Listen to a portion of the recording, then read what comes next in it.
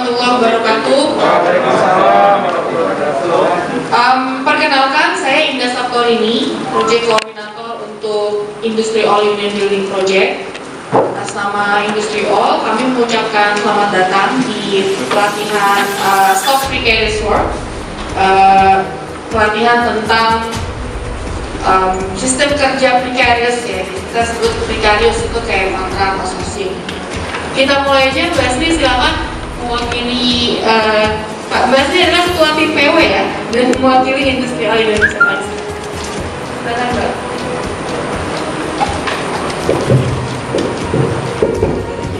Selamat pagi kawan-kawan. Pagi.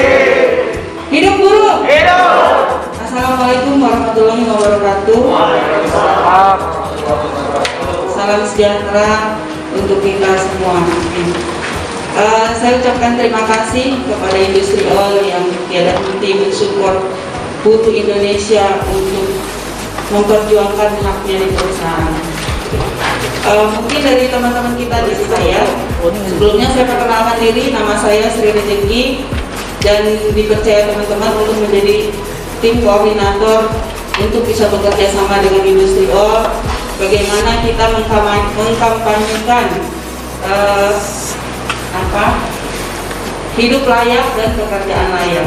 Kalau di sini kita familiar dengan sebutan Stop Precarious Work Training, pelatihan bagaimana kita menghentikan pekerjaan-pekerjaan rentan. Saya ucapkan selamat bertraining. Semoga training hari ini dan besok diberikan kelancaran oleh Allah Subhanahu wa taala tanpa ada halangan, kemudian kita semua diberikan kesehatan, terhindar dari virus-virus yang tidak kita inginkan. Untuk itu saya buka pelatihan Stop Precarious Work Training di Grand Alia Perapatan dengan ucapan Bismillahirrahmanirrahim. Stop Precarious Work Training dimulai. Ya, terima kasih. Semoga bermanfaat dan bisa diimplementasikan di tempat kerjanya, di pengurusannya dan lain sebagainya. Wabillahi taufiq wal hidayah. Wassalamualaikum warahmatullahi wabarakatuh. Galangan kapal, pembuatan kapal, sampai kapal-kapal yang rusak pun itu kan ada namanya besi-besi bekasnya juga afiliasi kita tuh, maksudnya sektor kita. Kemudian juga di sektor elektrik, elektronik, tekstil, kulit, garment, sepatu dan lain. Jadi ada 14 sektor industri yang kita punya di Sulawesi Selatan. Dan selama ini Mas Fadli mengorganisir teman-teman yang bekerja di outsourcingnya PLN. Ya, jadi nanti kita bisa berbagi informasi kalau di PLN itu. Kami bersama khususnya kami bekerja gaya atau outsourcing ini seperti yang kemarin pelatihan-pelatihan yang sudah diberikan dari Industri All, jadi kita harapkan sudah bisa diimplementasikan sama teman-teman. Kemudian perkenalkan, nama saya Syarif Hidayat. Di sini saya menjadi ketua Gapkes Indonesia. Gapkes Indonesia yaitu gerakan pengemudi Kikes Indonesia. Gerakan pengemudi Kikes. Siapa yang di organisasi anggotanya, siapa aja? Banyak Bu. Jadi gerakan pengemudi Kikes tersebut menceritakan nasib-nasib pengemudi yang ada di Indonesia. Bahwa pengemudi yang ada di Indonesia ini sangat rentan sekali terhadap pemutusan hubungan kerja. Di sini kami akan sedikit menceritakan perjalanan untuk berdirinya Kikes KSBSI, dan di situ bertemu langsung kepada ketum dari Kikes tersebut, yaitu Bapak Vincent Purba SH. Dan di situ kawan-kawan diberi arahan semua sehingga bisa mengadvokasi permasalahan-permasalahan yang ada di jalanan. Dan alhamdulillah sampai sekarang ini kita bisa mendapatkan dan merekrut dari Solo. Hasil-hasil dari kami itu bisa membuka korwil-korwil, yaitu 6 korwil dari Jakarta, Solo, Semarang, Pemalang dan Klaten. Dari semua total tersebut, hasil maksimal dari anggota tersebut yaitu 696, dan alhamdulillah sekali dari 696 itu bisa masuk ke serikat buruh yaitu total 292. Jadi di sini untuk kawan-kawan agar ngerti mengetahui bahwa sebenarnya supir juga punya hak, supir juga bisa mengambil hak-haknya di perusahaan tersebut. Ya Pak Syarif, sebenarnya pertanyaan saya berarti ini gap case ini tadi ada 696 anggota Kendaraan roda 4. kendaraan roda 4 ya, jadi semua yang berada kendaraan roda 4 bisa dari berbagai perusahaan bisa masuk Bisa ke gap masuk case semua. ini. Oke, ya tadi kendalanya karena banyak yang kemudian ketika terjadi kecelakaan bukannya dibantu malah disuruh ganti rugi gitu ya. Ganti rugi bahkan untuk PHK. Ya, bahkan di PHK gitu ya. Baik ya. Oke. Bisa. Oke. Oke, sekarang mungkin kita bisa mulai diskusi ya, kawan-kawan bisa tanya langsung ke Mas Fadli atau Mas Didi gitu ya. Ya, bismillahirrahmanirrahim. Assalamualaikum warahmatullahi wabarakatuh. Nama Pak Riono dari PUK SPKF CAP Nippon Paint Purwakarta. Yang SPSI ya. Iya. Oke, Pak. Pertanyaannya ke Bung Sarip ya.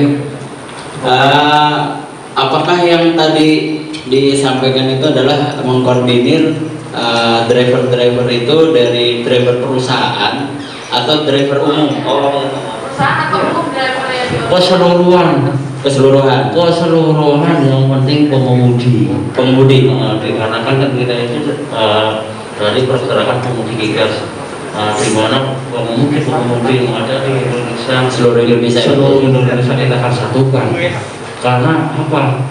Ranah dari seorang pengemudi rentan sekali dan orangnya agak sedikit untuk pengetahuan ranah serikat buruh itu lemah. Ya. Jadi di sini kita untuk merekrut semua pengemudi yang ada di Indonesia dan diajarkan untuk mengetahui apa arti serikat buruh. Ya, dari Kepko sendiri udah mempunyai PK 60 PK. 60 PK hanya se-Tanjung Priok, belum dari Korwil Solo, belum dari Semarang, Klaten, Pemalang, Kuningan dan Banjarnegara. 60 PT, kayak PT Muninar segala macam yang ada di wilayah utara kita rekrut semua. Karena di dalam perusahaan tersebut masih banyak orang-orang yang minimnya tentang ranah serikat buruh.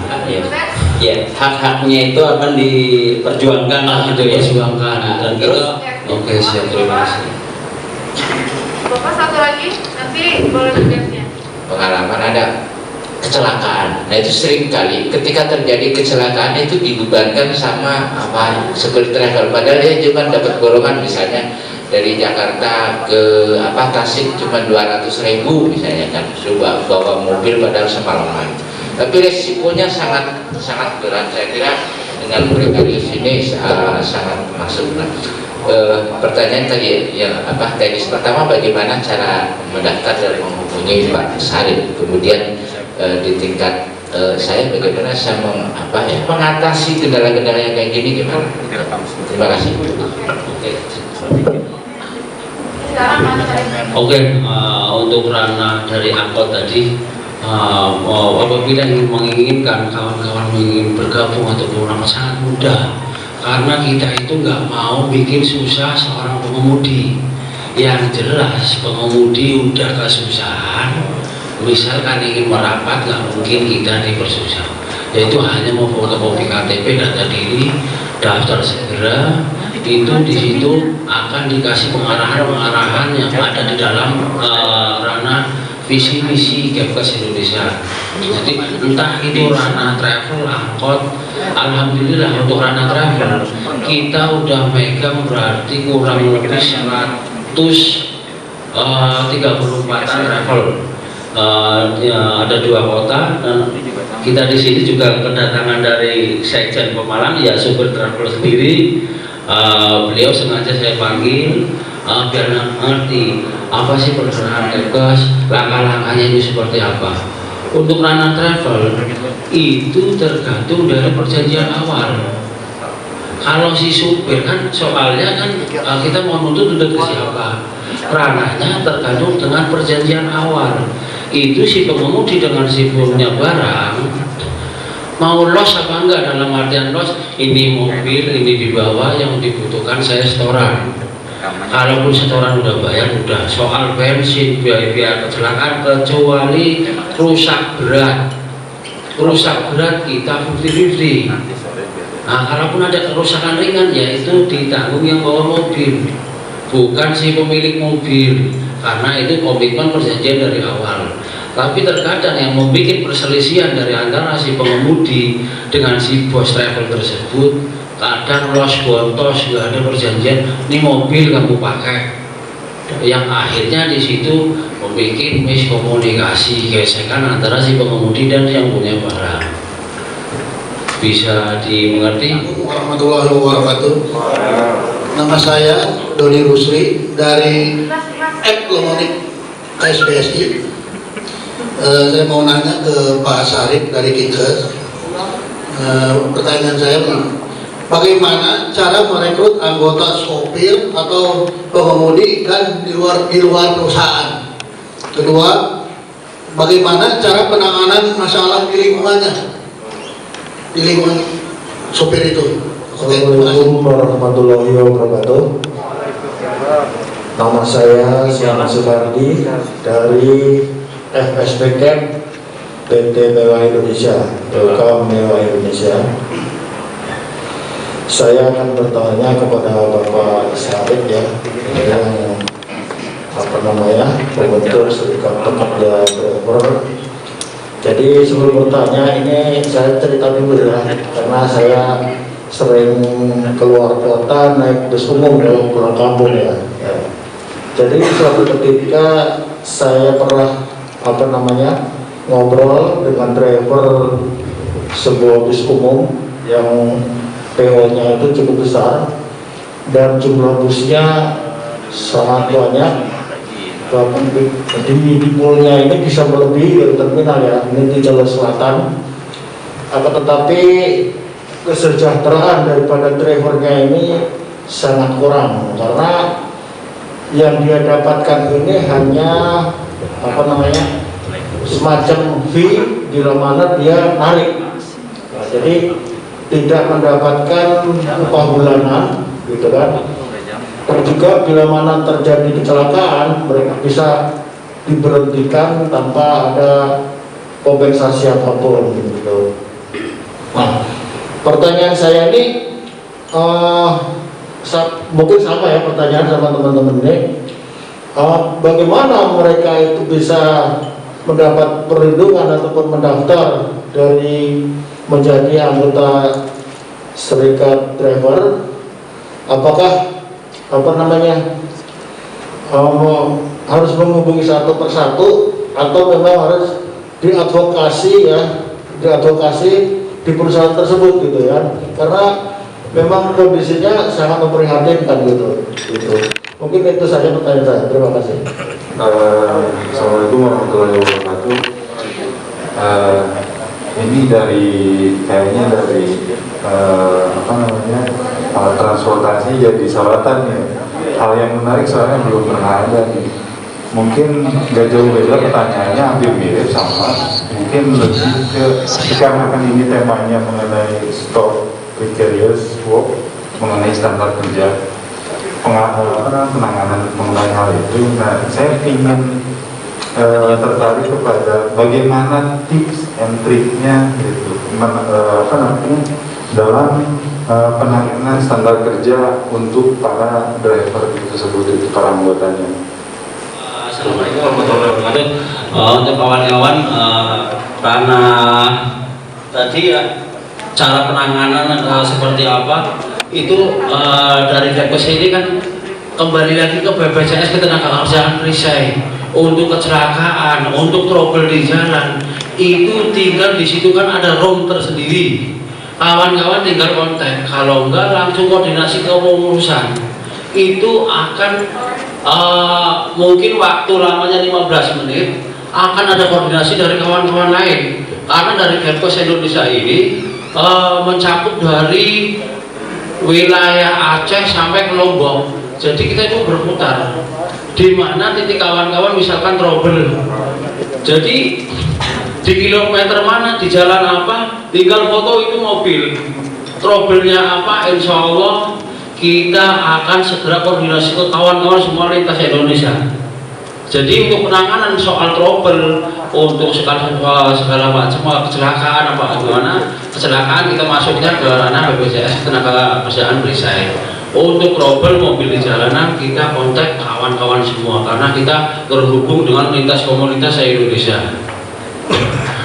Untuk Bapak tadi yang dari Lomenik, Pak, pembahasan cara pengrekrutan, gimana cara kita menyampaikan agar kawan-kawan itu merasa adem.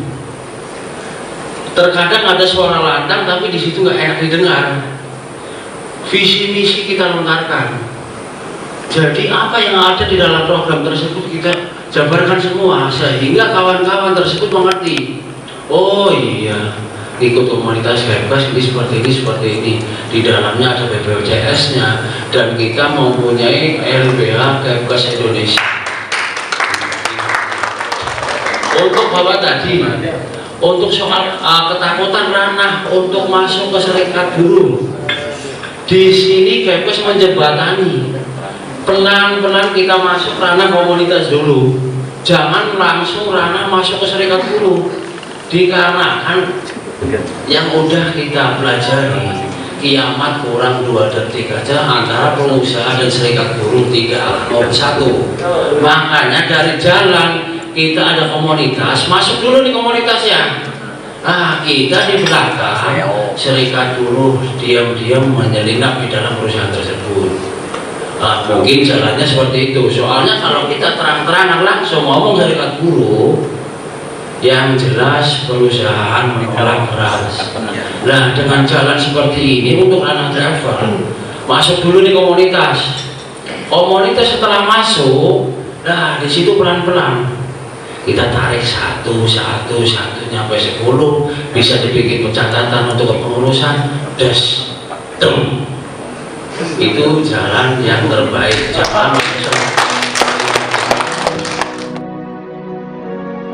Assalamualaikum warahmatullahi wabarakatuh. Kami mengucapkan banyak-banyak terima kasih kepada Ketua Umum Kepkes KSBSI Bapak Pinson Purba Sarjana Hukum beserta Industri Hall yang sudah mengundang kami dari Kepkes Indonesia untuk menjadi narasumber di ranah transformasi.